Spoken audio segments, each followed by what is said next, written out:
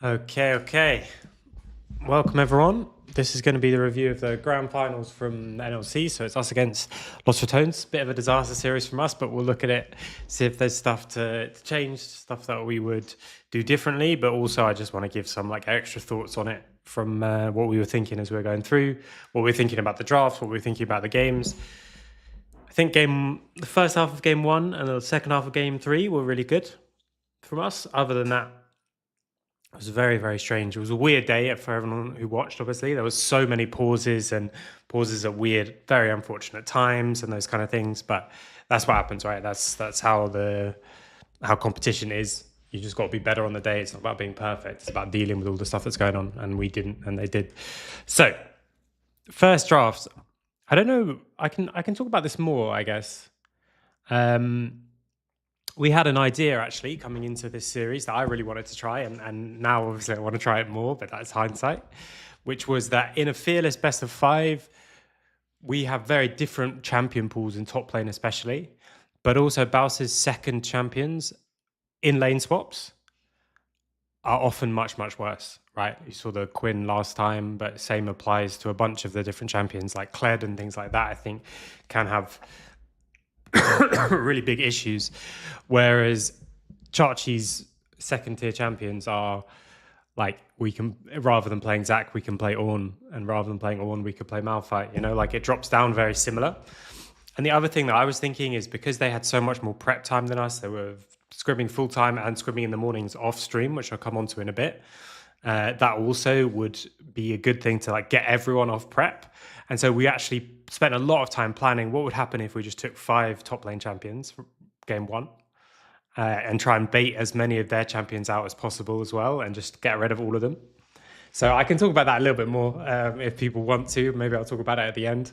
But that's one of the things that I really wanted to do just because it'd be weird. And I think this is actually the best case for it. I still think it would be something that teams should consider against them in EMEA Masters, but weird champions, when you can't lane swap on them, are much more safe. The reason we can't take a bunch of stuff, like a bunch of weird carries in top lane at the moment, or during this game, was because you just get swapped on. But I do think as well, Bowser's a little bit more vulnerable without lane swaps, because stuff like Trundle just beats up most of his champs, but you can't take it at the moment because they just swap. So yeah, something to consider, bit of fun. So this is the first draft. This is really interesting for me. So they go for the Cho'Gath as a flex here. Now, we're obviously both pretty predictable in the draft. We knew pretty much everything they were going to play. I'm pretty sure they knew everything we were going to play because all our practice is public. We didn't practice all that much and it was all public. So, of course, they should know everything we're going to take. Now here, it was always going to be a top flex is what we thought was the most common. But even then, when we took the Cho'Gath, because they hadn't played it publicly, we still actually thought it was top lane. So you have this really, I think there's a few things I think about this draft, but I think it's really nice to do this early on in a best of 5. If you've got something like this, because what happened after that is every single draft, we said, okay, right, if they take Corki, it's definitely going bot. Wait, it's almost definitely going bot, because technically they might go mid, because Cho'Gath was one of the ones that we thought they didn't flex, and it turns out they do. So doing that kind of cheese early gets you an advantage throughout the rest of the series, and it plays into the fact that they're hiding some scrims, they're practicing much more, which is exactly what you need to do. You need to play up your strengths and play down the opponent's ones. We did think they were going to let us either have Skarner or let us play Ivan into the Skarner in game one. So here, I think this probably should have been the Gnar. I talked about Gnar yesterday, just a sort of safe pick, and it was going to be if they hadn't banned it. But maybe we should have put a little bit more into the flex. The other thing here is that we were deciding between Swain and Victor. I think we also could have been genuinely deciding about Cassio as well. I think that Swain is much better for the comp, but Freddie was feeling much more confident in the Victor. So I think going back, I would still give him the option, but I would have maybe tried to be a bit more convincing with the Swain, because I think the downside of this comp is that you are running huge amounts of magic damage, and if you on Swain just get a Spirit Visage early on, I think it's really difficult to do anything, because the enemy has to come into you. So yeah, it's bad into Ezreal, but the rest of these just can't get through Swain. The other thing that you do is you get rid of 2 of Bowser's best champions. And that's where I think it could have ended up being worse if the game goes to like game 4, game 5. Yeah, so I like that they're trying this early on. I could talk about this. I mean, this Poppy ban, by the way, like we never planned for people to ban Poppy because we would never take it early on anyway, but people still do. I don't need to be shy about that because we say it in scrims all the time, and yet people still ban Poppy against us every game. This for us is just a target ban. And then these were the power bans about the trades. We didn't want to let them vie, especially when they can flex it. And we want to just get rid of a target ban here because we have 2 ADs to trade and the Skarner Ivan to trade. We thought they would probably go for the Ivan because they have not been particularly good on the Skarner. And although we can play both, it feels more like their kind of thing. So we were expecting they to take the airs here and then play an Ivan draft with it. But the downside of doing this on blue side as opposed to red side, which is where you've normally seen this kind of draft when Skarner was even more OP, is that you can just take Leona on 3, or if they take Leona, you can take Braum on 3, both of which are not so great. So this is a massive curveball, which ends up kind of fucking us. But other than that, I'm pretty happy with this draft. I think this top lane matchup can be a bit rough. But that's mostly just because of the comfort of Bounce on this like AP volley. Yeah, and then we wanted to do these double bans. I think without these 2 champs, Reckless is always going to have a bit of trouble in this game. Let me just ban people. Okay, so let's get into game 1 then. This was the one that was pretty good for a while. Not forever, but for a while. That is the right draft? Yeah. Okay, good. So we didn't really mind about this. What we like, we wanted the 2v2 matchup.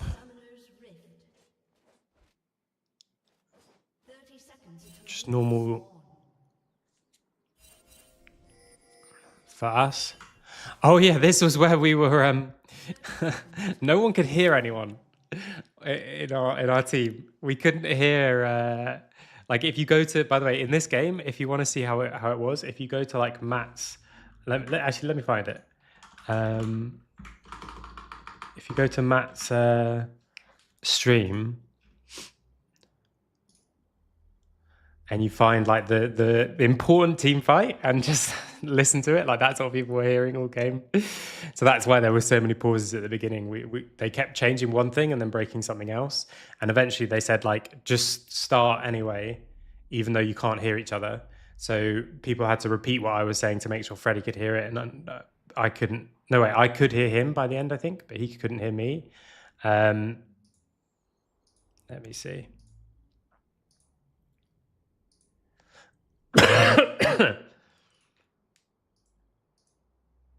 But there was just loads of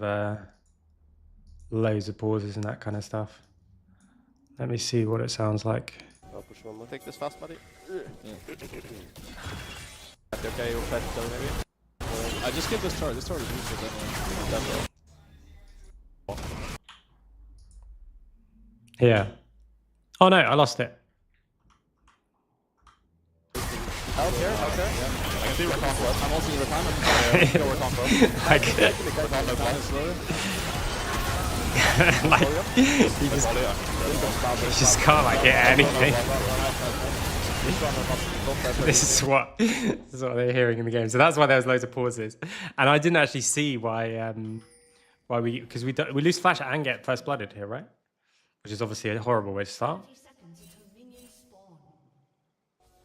So I think at this stage we was also still talking about trying to deal with the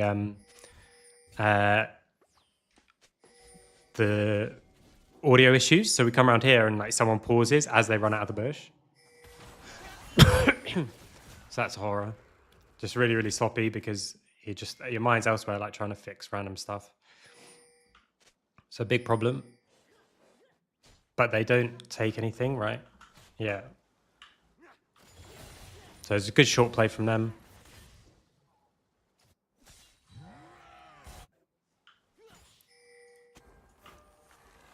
We still get vision on Ivan though, which is good, so we can see from that like what kind of route he's doing, because of course you do have a bunch of different options, but in a game like this you probably only have a couple, so already we should know exactly where he is, which gives us this window to try and punish the fact that Reckless flashed for the first blood.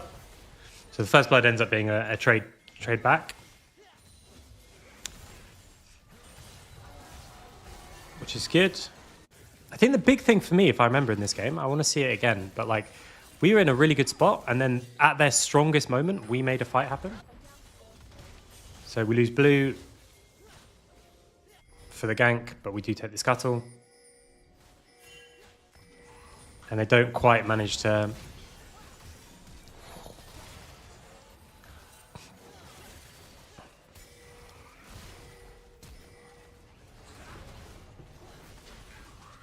It's big, but Baus is unlocked in this matchup to just perm the proxy. There's no way to stop this. It's just going to cause so much pressure.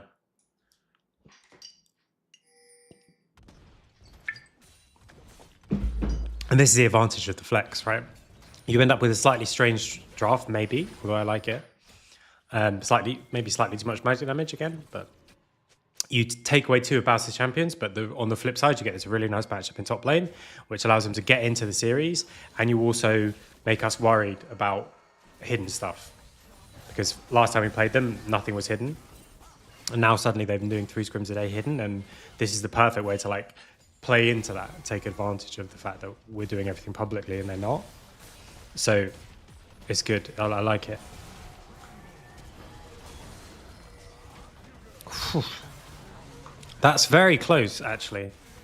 I thought this was closer at the time, but even closer. I think he just ults him. If he just ults him there instead. Because by the time, yeah, he does get just out of tower range. If he doesn't get out of tower range, this is... And this is the... He does get a return kill though, but like if you'd have got both, obviously, this would be a disaster. This is the thing. Symbiotic boots early, perma roaming all around. And I think we just trade a bit too heavily on the weak side a lot of the time. Because we're getting so much on these kind of plays.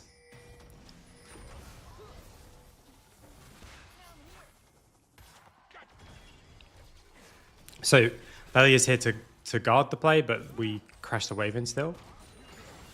So it costs some time, but gets us something.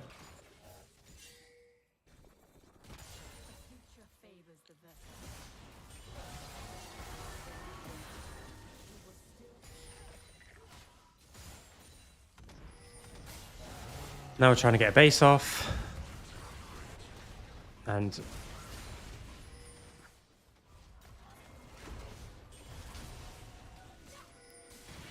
Lucas ends up just absolutely huge in this game. Enemy took grubs. Oh, this is so smooth. Yeah, I saw this at the time. I thought it was out. We get a kill top, but that kill in mid means a lot more. They get to crash the wave in as well, whereas... although we do get to crash the wave in top as well, but there's no grubs or anything.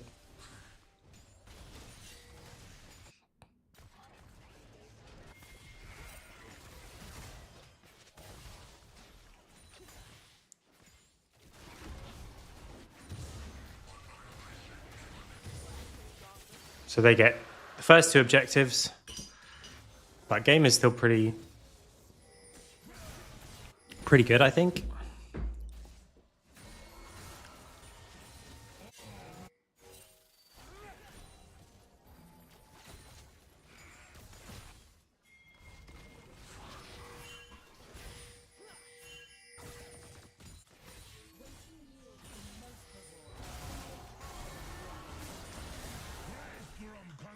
And this is their plan, right? Baus just perma trades, and then we use the symbiotic boots to just run up top lane over and over again.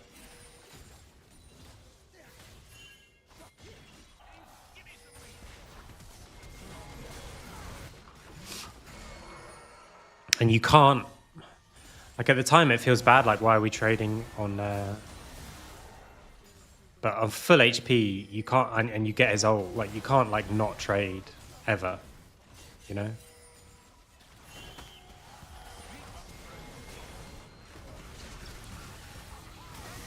And we do kill them afterwards. We lose a wave though, it's the same story as always, right?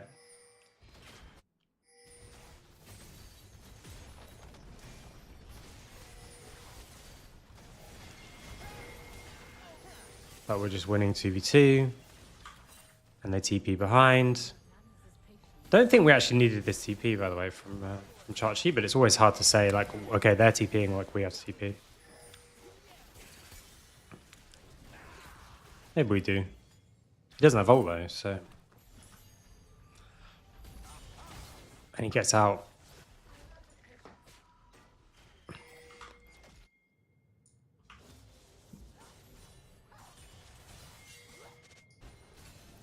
But now it's second grubs.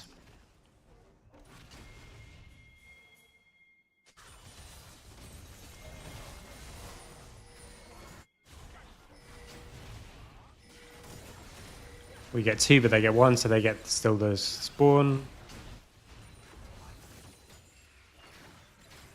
But still, like, game is in a good spot.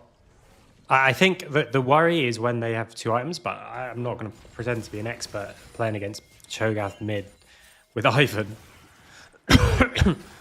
I would think that actually it gets better for us later on. And in this like mid-game spike, that's where it's really hard. But that's where we suddenly really try and force stuff.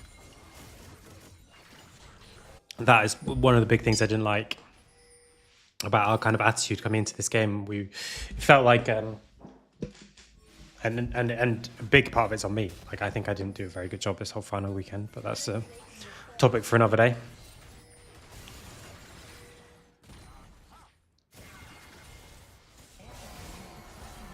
But I just don't think we need to be like worrying. Because yeah, like Cho'Gath can rush and kill Varus instantly later on, but also Cho'Gath dies to anything later on. Nice from Freddy. I'm assuming that's cancelled out by the pause, yeah. So we get the dragon, and we're in a good spot. We take the bot tower, but they teleport behind us. But we take the tower and the wave. We waste cleanse here. Matt talked about this. He wanted to cleanse so that Baus would have to ult, which I think probably is a worthwhile trade, but actually he's always down, so he can't ult anyway. I think you just keep the cleanse. He takes the wave and he takes the tower. But we lose 2 towers. Because we're always playing more for the kills and less for the wave, especially against Lost Ratones, which is really annoying because I think that's the worst team to do that.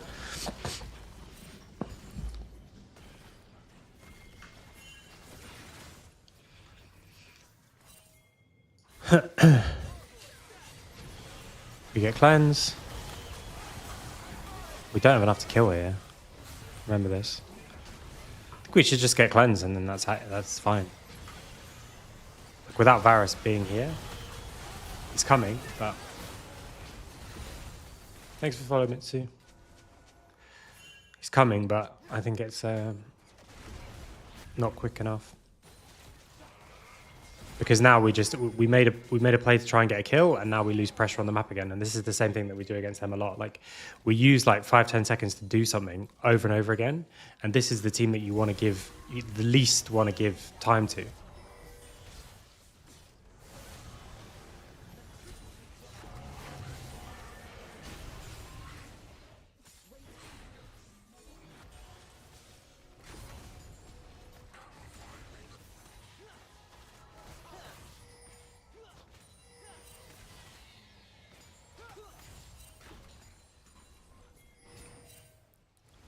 So enemy gets Rift Herald, we play aggressively in their jungle.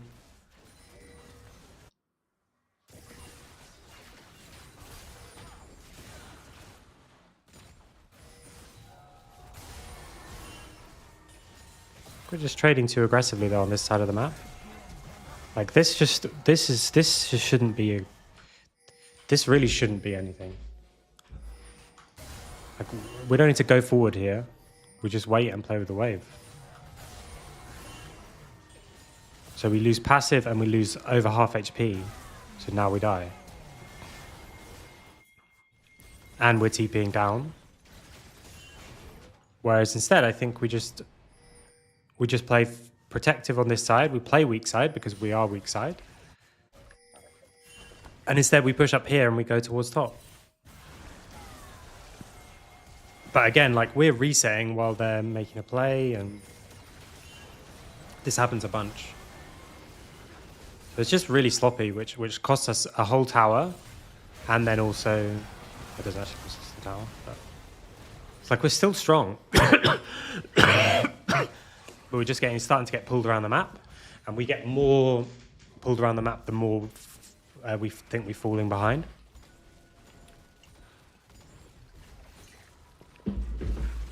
So like when you're this fast, every time you run from one lane to another lane and the enemy just follows you, they generate tempo because they just get to the other lane quicker. So we have to make them come to us rather than the other way around. So we lose this full tower just from trading in a silly situation where we don't need to. We get nothing from trading there when we know Rakan is there.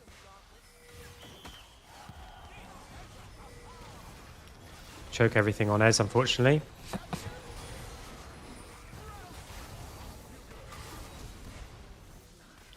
But we still chase them away. We still get Daisy. We trade it for top side though.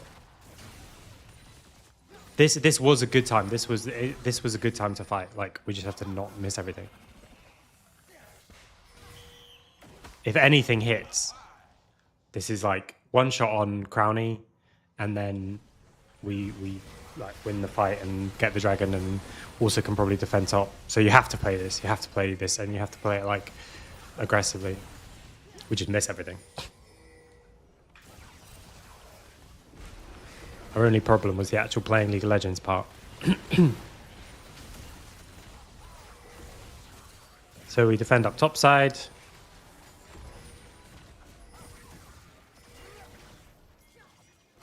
And here, like, Cho'Gath just can't really do anything. We don't even need to commit that many resources onto him. I mean, we did. As in, like, we don't need to commit as many resources as we did.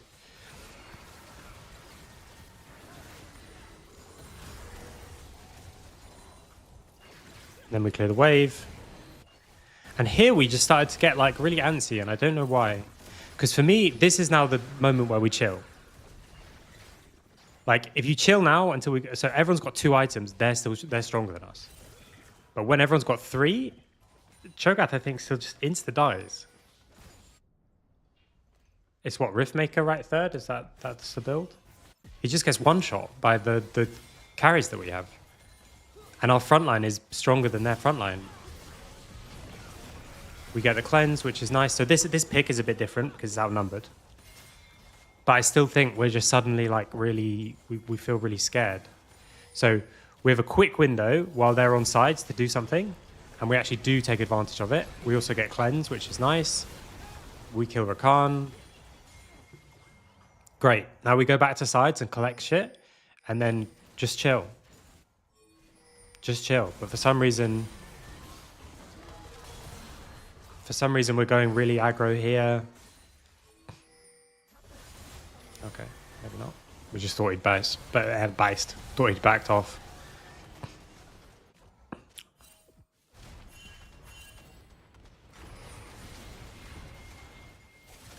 So that cost us mid tower. But we're still, I think, in a fine spot. But for some reason in the game, I remember us being like, oh, can we force Atakan and stuff? Like, well, we don't need to force a fight to happen right now.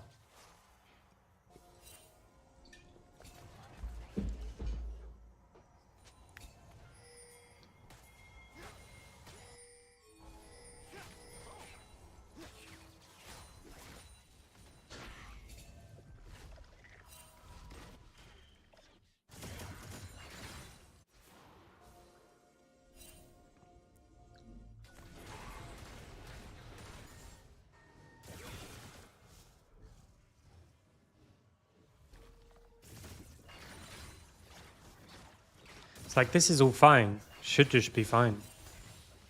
3 items each, then it's okay. 4 items each, I think, should be better. Like, yes, okay, Cho'Gath, I know he can like one-shot a carry by just ulting them, but he also has to get past Leona and Skarner and Varus ult. And if he does that and one-shots them, then just fair play to him, you know? Because he also will just get one-tapped by Varus and Skarner damage. But like this fight, I think this is the worst time in the game for us to fight. Let's look at the gold.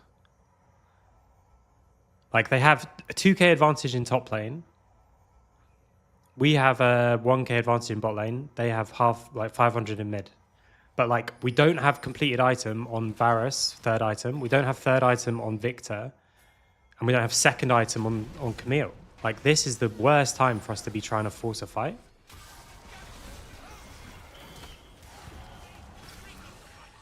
And yet we're like, without a numbers advantage, groups up here posturing really aggressively.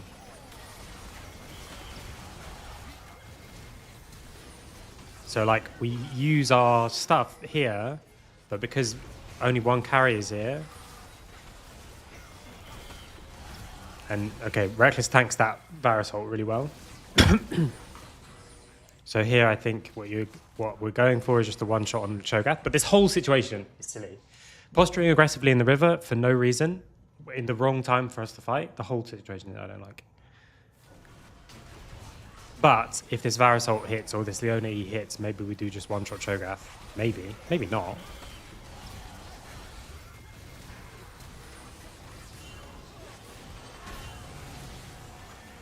Yeah, and now it's just a disaster.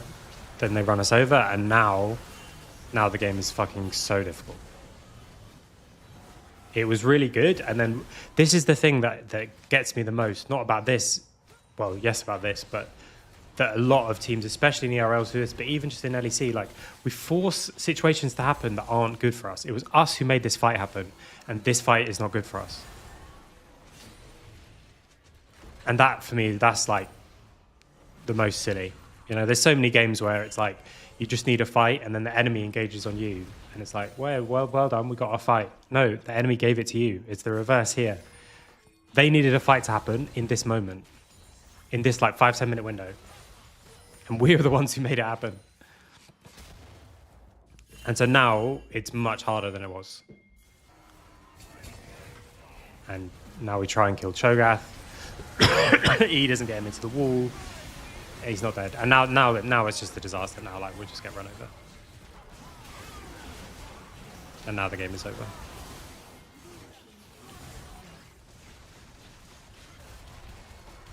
So we made like a bunch of sloppy mistakes on weak side, as we always do. But the problem for me was that we just need to not fight in this window. If nothing happens in those 5-10 minutes, then we're chilling. But we were the ones who made it happen. So now we get a pick, but never at any point is this anywhere near that's winning the game. Okay, simple. That's game one. So game two. This one again was super weird. I'm still quite happy with this draft, I think. I think once you show this, you're so vulnerable to being dove on. We did think, we literally had this written down and we're like, they won't do this. It's too bad. It's too weak a 1-2, like it's too vulnerable. But they did. We're talking here about if we're going to ban Braum or not.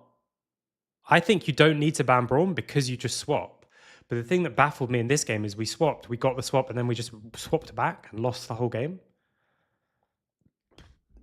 And I want to see if that's actually what actually happened or just what felt like happened. So we have just like a huge amount of dive, including Xerath in the dive, as we've spoken about a bunch. Yes, I know he's ranged, but you just throw Xerath ults on whoever you're going to vial, and either of these people insta-die. Both their carries should just be one shot, and it's impossible to protect them. And I think in this game, we're like 10k down and we still win fights. If we could just get to that state without being 10k down, get to the team fight bit, which you can't. I don't think you could do this draft now, by the way. I'm not even sure you can.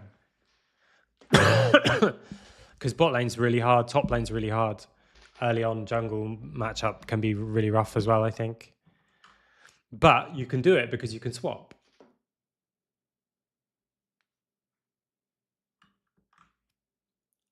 I mean, they're comfortable on these champions, but I'd rather I still, just looking at the champs, like I'm still happy with what we have on this side. Like, okay, in the Bulldog game, we got a few drafts that are a little bit one-sided.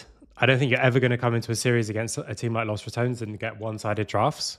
However, this is fine, I think. But you can't ban stuff like Viego. You know, it's just not good enough in the meta at the moment to really warrant it. He's good on other shit too, you know. That's stronger in the meta. So this was just target again. We weren't actually super worried about the Azir. It's just something that we don't ever play. So probably same as them with the Poppy, right? Like if they need a power ban, they change the Poppy. Jarvan allowed for a possible, like, it's bad into Vi, but it allowed for a possible first pick Ashe if they were going to ban Vi instead of the Poppy. So we thought this was maybe going to be Vi ban here. And then we would take Corki, and if we couldn't get Corki, I can't remember what it shakes out, how that shakes out. But we wanted to open the opportunity for the Ashe as well. Then this, good flex and good into the Vi. Then they insta-go this, which, like I say, I think is a bit strange. And I mean, you talk about comfort, like we've also got huge amounts of people on comfortable champs as well. I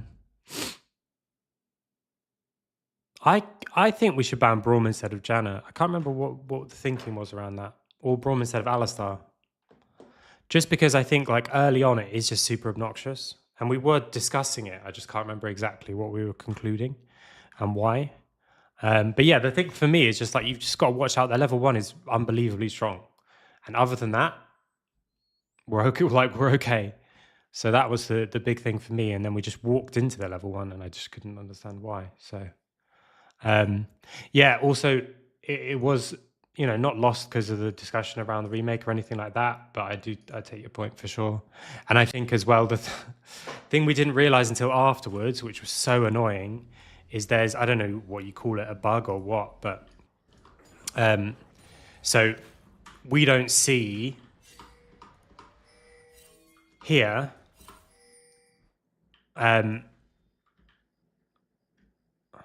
like I want to see it from his point of view. So the thing is, the pause was at quite literally the worst time.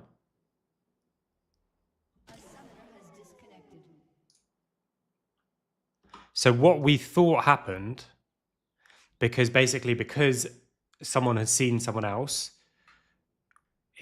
that we had the option to remake. But what we thought happened, because Chachi hadn't actually released his slingshot yet, but because of the pause, you could see it.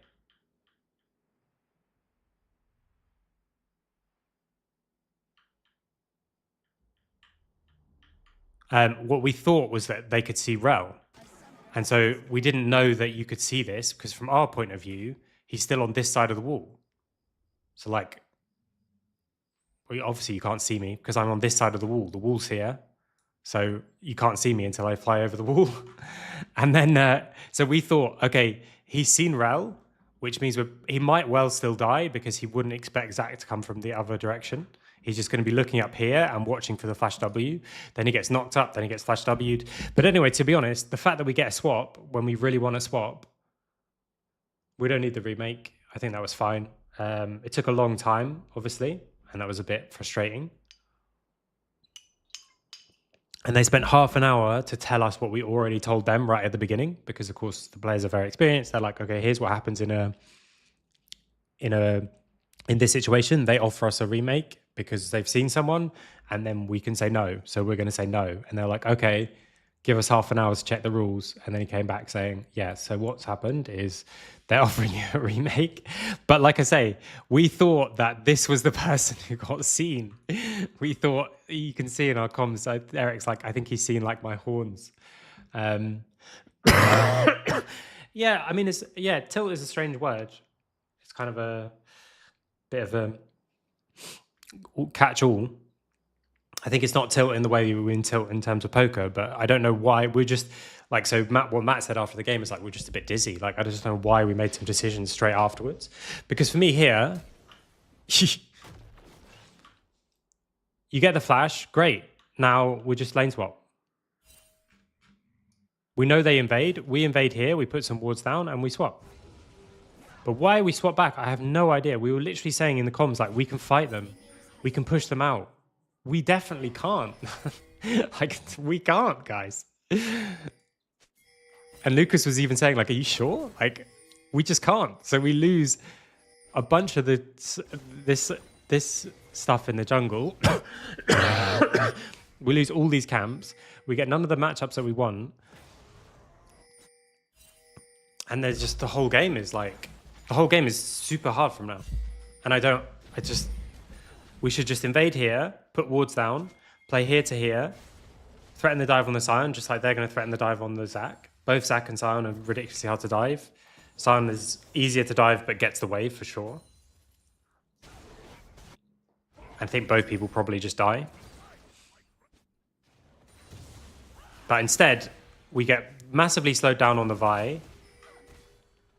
Here was just really annoying. Like, from now, Freddy needs to be like pushing forward this way and trying to leg it over to here as quickly as possible. Because if he's here like 1 second earlier, this is just a kill on Scion. He also just needs to come like when there's no abilities, like. And then we were trying to sort of wait and give it to him, and then now that's the disaster. So you lose 3/4 of the jungle. And you're killed, and we're not gaining anything in bot lane for it. And this whole game is a disaster.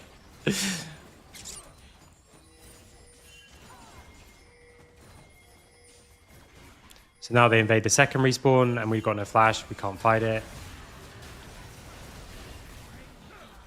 We get something with the bot push.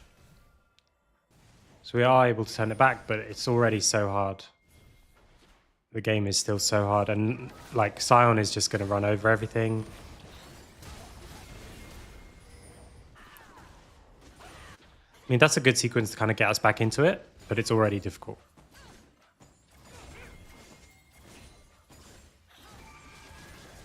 And Scion is just going to permanently disrupt the Vi, which just none of this would have happened if he'd just been put out of the game in the swap. Like both top laners just put out of the game, but this time like.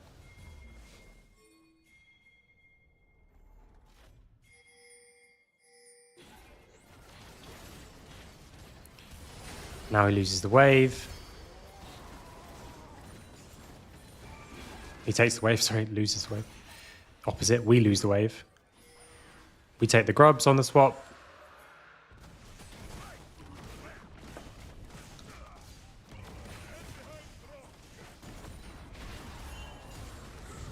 This is a tragedy.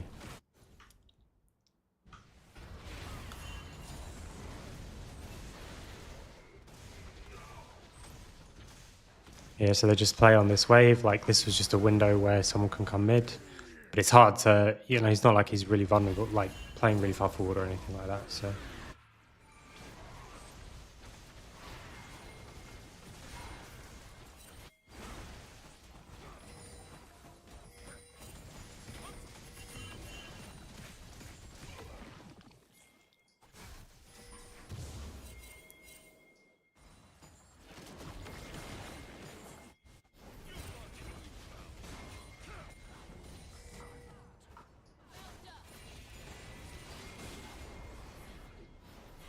And then they take the next wave as well. Luckily we didn't get stopped.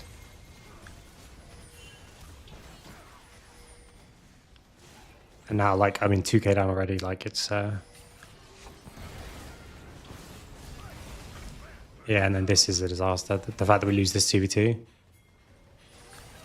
But he's really high level.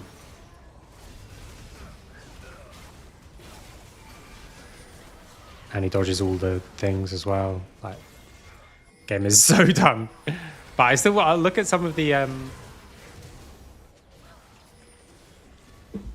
forgot Syndra lived as well. Yeah. Some of the later fights, like, we actually still somehow, like, they look okay.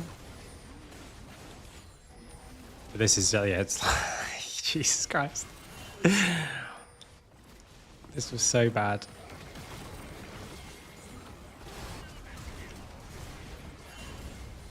And we die up top while he still escapes bot. Like, it's just all, it's just a disaster.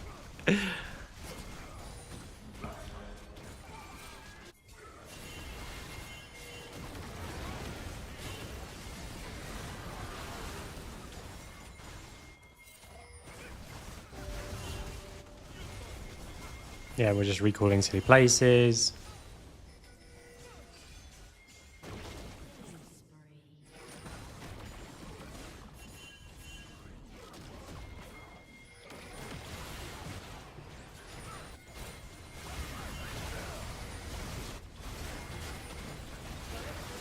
Dying over and over. I mean, is it even worth watching this game? Absolute tragedy. We just gave them like a 1.5k gold lead at like 2 minutes just from a decision. And then mechanically played badly.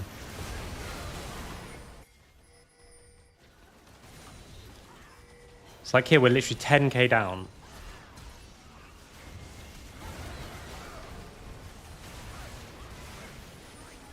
But like, imagine if we were even close to even.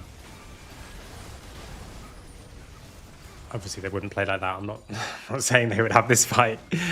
I just mean, like, I think there's still loads of windows for this. There was loads of windows for this, like, comp. You just have to not... They're super strong level 1. Let's not make shit happen level 1, and instead we do.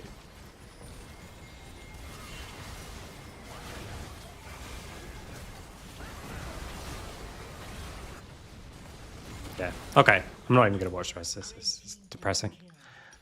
Okay. So, game 2. Disaster. Game 3. Let me think the draft. So, we wanted to just have a few more tools to, like, play fights, because in the second game, obviously, it's in a way kind of easy to put that from your mind. Again, I'm not really happy with my performance over the weekend and should have done a better job helping them with that. But we wanted to just have a bit more like tools to force fights. Is Nocturne gone already? Did we play Nocturne in game 1 or something? Wait, why am I just spacing on that? Oh yeah, no. But like, why aren't they going Nocturne already? Because I think that's actually quite a good rotation to what we have. But anyway, so it is the Wukong instead. Pantheon can flex at this stage, but we probably wanted it support. So already, as soon as they picked Wukong, we knew we wanted the Pantheon to just probably go support. And we take Sedge, and with Alistar banned, there was nothing we were worried about in support.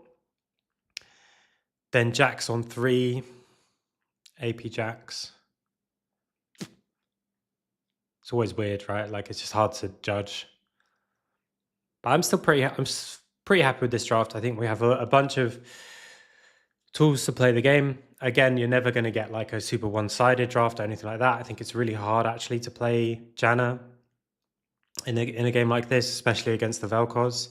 I think the Cassante is very good here. And this was the one where it started off badly, but then by the end it got into an absolute cinema of a game.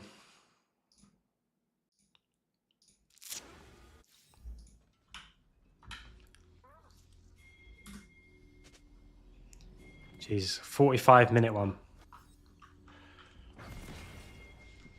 Okay. Can't remember what even happens in this one early. It's like when you get those really long games, by the end it's just like, just whatever the beginning was is gone. It started off bad, if I remember. We wanted to basically just be really aggressive.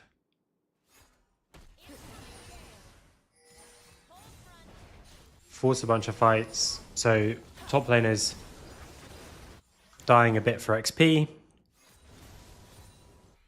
Makes the dive very hard on Cassante. Oh, we just fuck up the dive here on Jax, don't we? So the dive is hard, but they do it really well. And then we do it badly. Already I was thinking like, oh my god.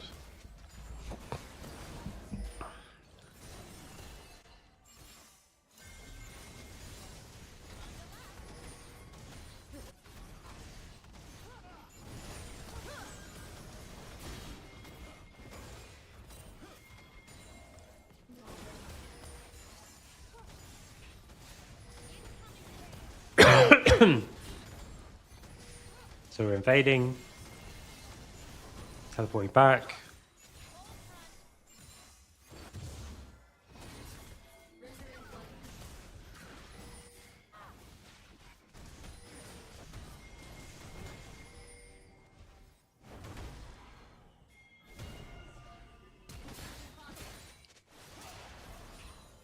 Drift flashes on Reckless. They jump in with the E, like, yeah, we just missed times Aya there. Remember that one. And this is the thing with the Jax, with like, even if it's just a bit of AP, you just jump into the wave and the stacking up your E damage is just so obnoxiously high.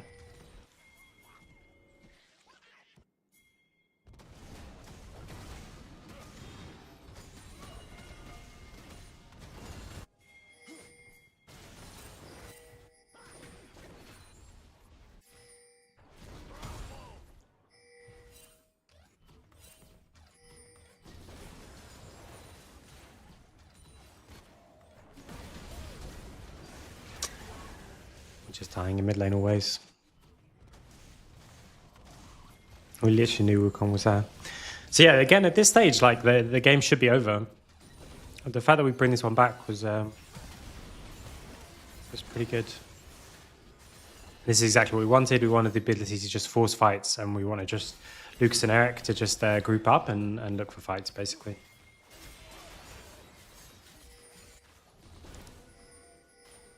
But this is already where you have to start, like, I think I literally approached this draft saying, like, is there anyone who wants something?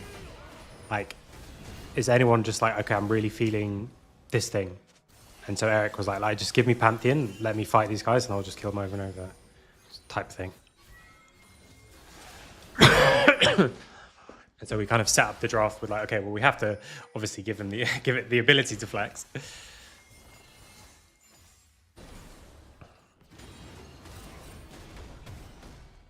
Because the things that we prepared in terms of trying, like, okay, we want to do the Skarner Ivan trade, we want to do like a dive comp with the Vi. Neither of these have worked, and now you're in Fearless, so you can't do them again. Like, you have to just sort of start to go with it. The game is still close, actually. It's closer than I thought it was from the beginning.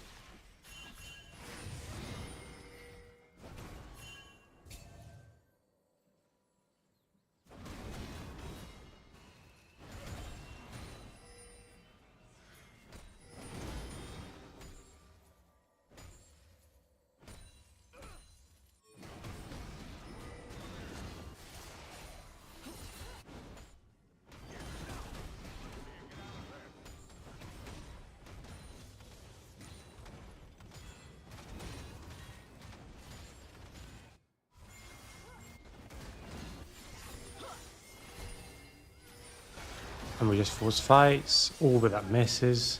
And we either wrong way, yeah, I remember that. This kind of comp you have to play. You have to try and play them.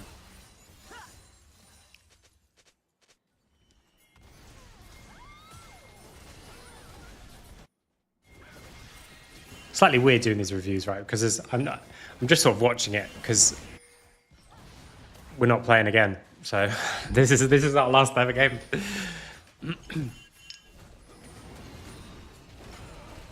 Didn't know at the time, of course.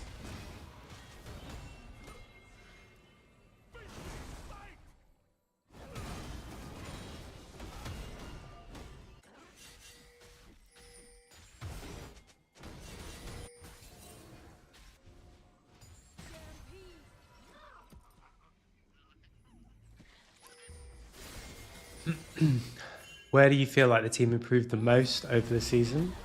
And our decisiveness, I think, and like just being on the same page. I mean, it's a cop-out answer because every team does. But yeah, I think by the end, like we were so much more like on the same page and ready to take advantage in those specific windows. So I said this at the time, like, okay, it turns out we played terribly on stage with all the pauses and all that kind of stuff. But if we were as good as we were at the end and played them in the upper bracket, when we played them in the upper bracket, we would have won for sure. But obviously, they get better too. So I'm not saying anything like that. I just mean the jump between upper bracket final to the end, like we were so much more decisive. The draft we got much better at as well, much clearer on what we wanted to do. And that I do think was the right approach. We just needed to find the balance a little bit differently. Because you can't try and match a team like Los Ratones by doing what they do and like running around the map. But they do give you loads of windows and they give you way too many, they give you loads of things as well with their like super focus on the waves. And so I do think it was the right idea to go for, right, let's be more decisive on the times where we're strong and the times where we're grouped up. And the mistake is not that we're over grouping, the mistake is that we're not getting enough when we're grouped. And I think that we got much better at.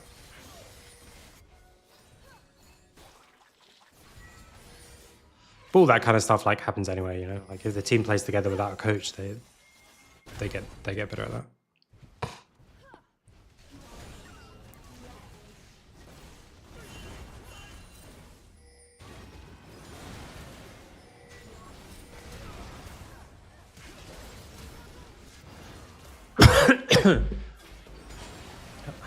How near does he die here? If that last tick on that side goes around, he just kills him, doesn't it? Freddie played really well on this finals weekend as well. I think he was just really good most games.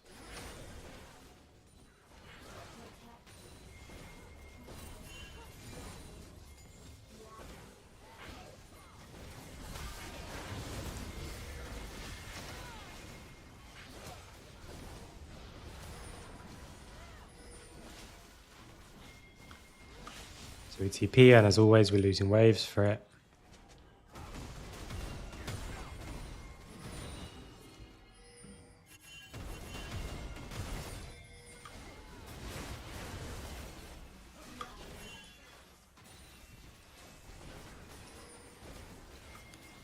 So this time we do get a time to like group up. We miss. Do keep missing everything a lot.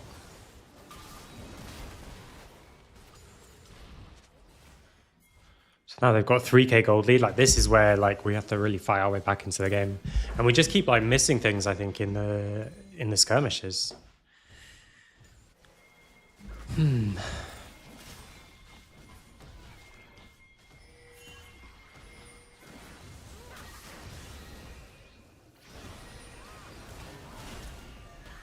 We kill him, but he steals the thing. And then Baus is trying to take this and then ward hop out, but you can't ward hop out because you've got Herald. So he runs to the edge and then he just dies.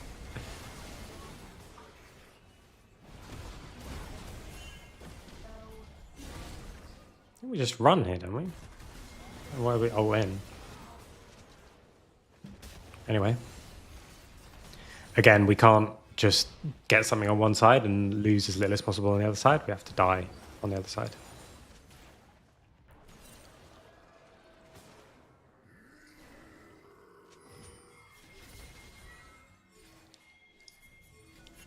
So now we know we're just playing for like picks. We're playing in skirmishes. We've got the Sejuani Pantheon to like jump on someone.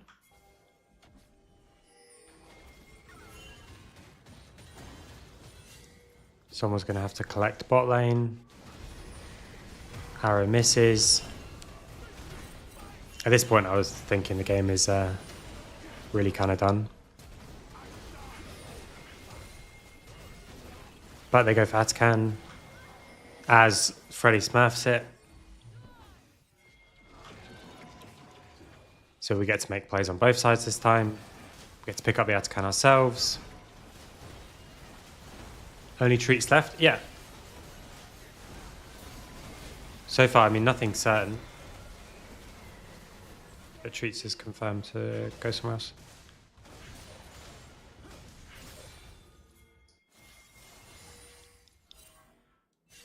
Keep looking for arrows. Keep looking for just picks. I mean, like, you just... Pantheon just half health someone. And then our front to back should be good, but the Jackson, AP Jackson on flank is terrifying. It's hilariously terrifying. We just jump into the pit.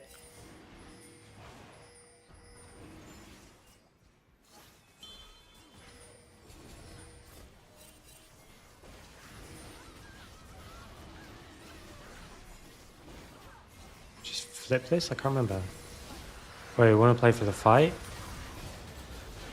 Look at the like Pantheon damage, by the way.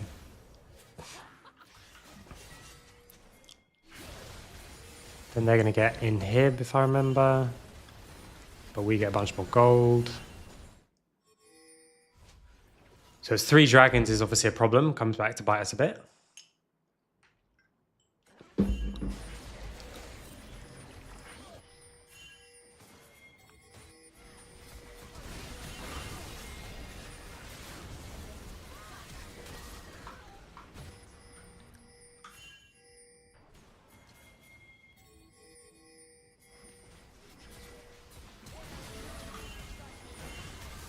This whole thing was really weird. I don't even know like what we're going for here. Like, obviously we're really far behind. So we do have to, in a weird way, just like go for picks and stuff. But having no vision of this area and just waiting here with like Ashe first, really don't like.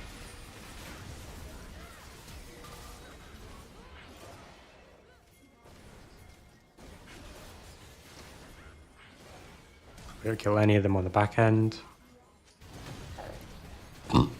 We'll lose another inhib. Then as we're chasing back, they kill someone and we go Baron. Yeah, this was a disaster.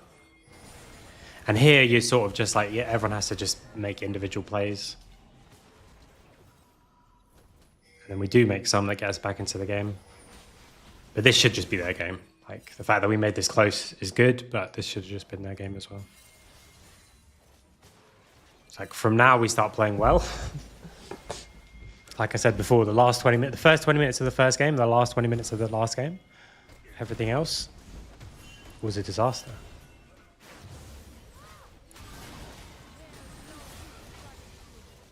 So we get a pick on Baus. Well, they're already, like, their waves were already going to come in. We didn't really care that much about them getting soul. Like, obviously, we don't want them to get it, but if we get a pick and one-shot someone, that's how we have to play the game. So we get cleansed straight away.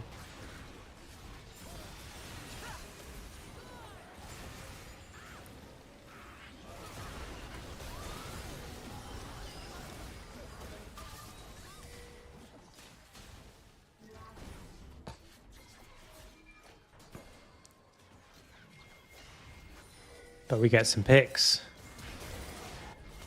And this just goes way too far forward because they're trying to stop backs.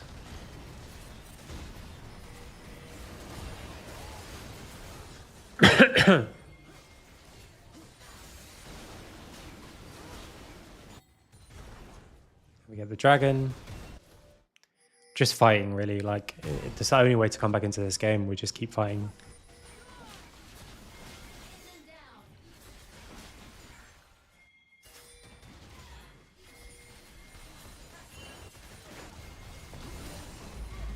Oof.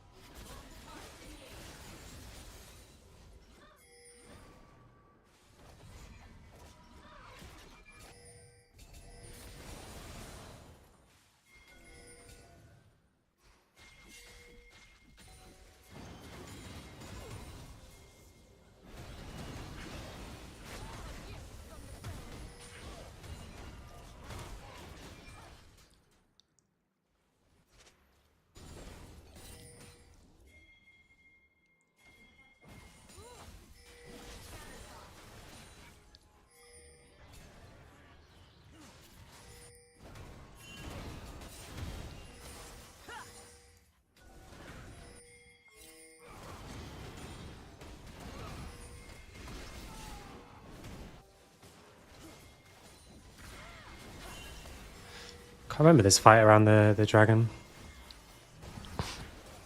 And the Baron.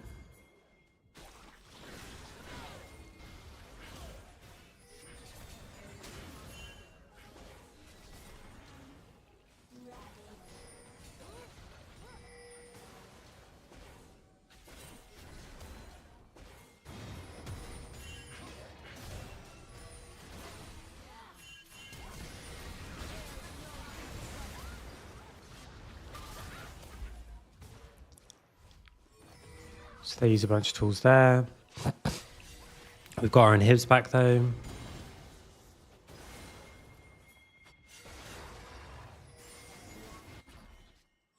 They rush towards this. They get it, but we get a pick. And then we get Bouse as well. Now we get Baron. And we just want to keep him away.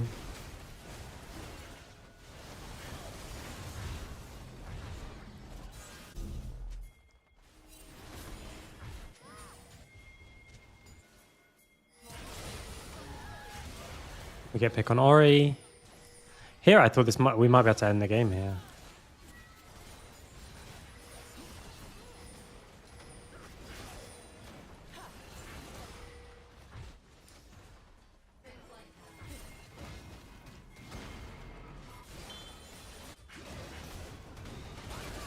Because we kill him. Bouse is dead, but then Nemesis has TP as well.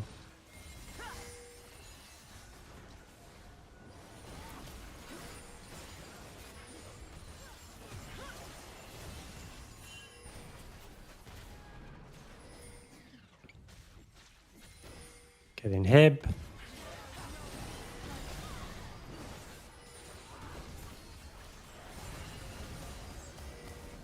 Then we almost kill Ori, but it does cost the Vel'Koz ult. So we're quite scared and they TP.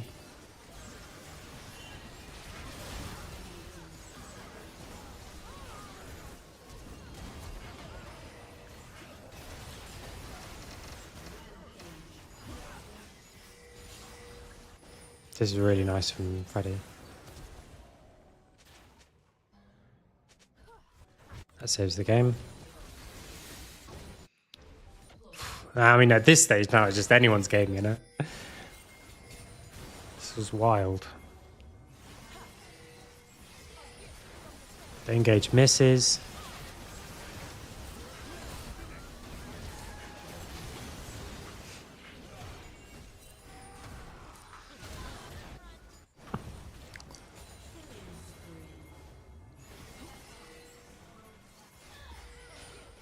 Oof, it's a nice ult try from Matt.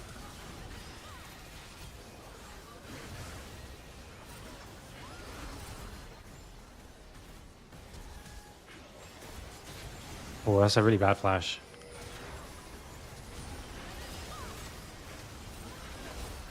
From Matty. So like you flash back towards the Jax and Janna. Like you thought it was Cassante there as well, but if Matt just flashes down here and doesn't die, that we can end the game with the base TP. And this TP was terrible.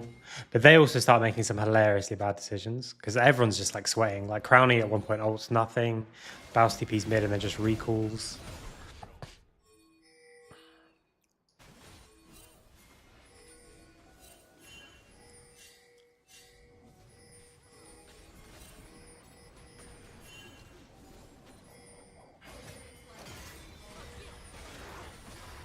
Everything misses. That was our one shot.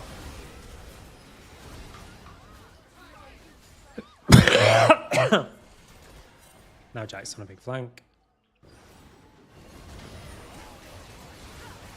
Vel'Koz doesn't quite die though.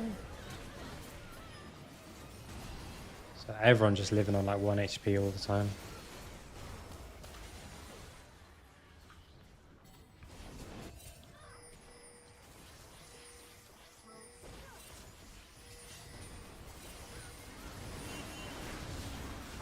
Thought we had to fight it.